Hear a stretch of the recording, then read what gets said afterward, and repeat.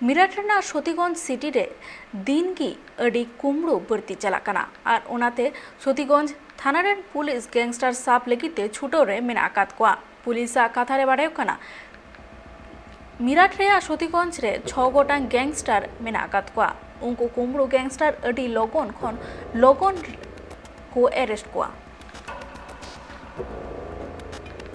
ये अजहरुद्दीन उर्फ अज्जू है।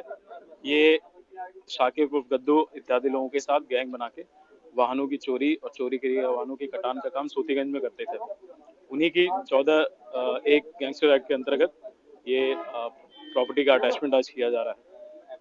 तकरीबन इस गैंग में कितने लोग हैं और कितनी प्रॉपर्टी होगी? देखिए, इस गैंग में कुल मिला के 6 लोग हैं। इस पर्टिकुलर व्यक्ति की जो संपत्तियां जो आज कुर्क की जा रही हैं वो करीब 1,24,00,000 के आसपास होंगी। इसमें 2 आवासीय मकान, 4 कार और 3 बाइक सम्मिलित हैं।